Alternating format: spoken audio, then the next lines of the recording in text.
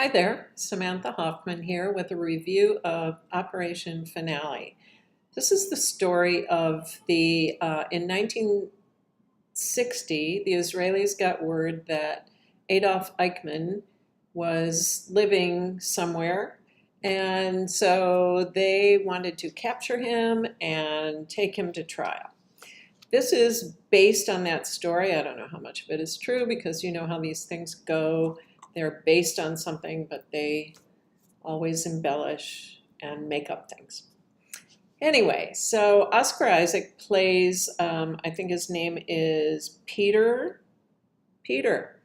And Ben Kingsley is Adolf Eichmann. And, you know, Ben Kingsley is great. He's always great. But they do these flashback sequences of him when he was committing these horrendous crimes.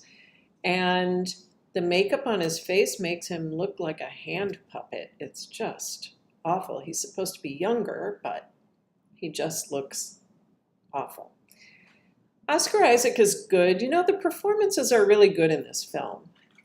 That's not the problem with it. The problem is they don't really have enough going on to warrant a 2-hour film.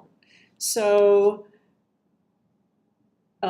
Oscar Isaac plays Peter, who's this guy who thinks he can get, nobody else can get, they capture Eichmann. And nobody can get him to admit to what he did, and they need to get his signature on some papers so they can take him to trial. And there are some members of this crew who want to just put a bullet in his head, which, you know, I understand that. But then the consensus is they want to take him to trial so that the whole world knows what he did. So they need to get his signature.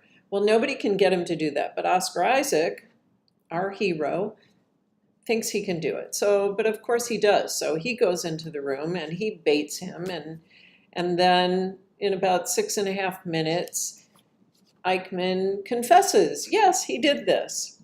Okay, done. He signs, arrest him, send him to court, it's over. Maybe 45 minutes, but we need a little more time because it's a 2-hour film. So then there's some sexual tension between Peter and Hannah, who is something, I don't know, she's a consultant, and that goes nowhere. And then we have this little side story of Adolf Eichmann's son is involved with this woman who, oh my God, turns out to be Jewish.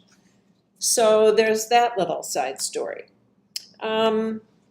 So, you know, it's really very disappointing. I thought it would be a really good story, and it's got a great cast, but there's not enough to keep you going. And I didn't leave, but I wanted to. You know, I give it 2 stars. Sorry.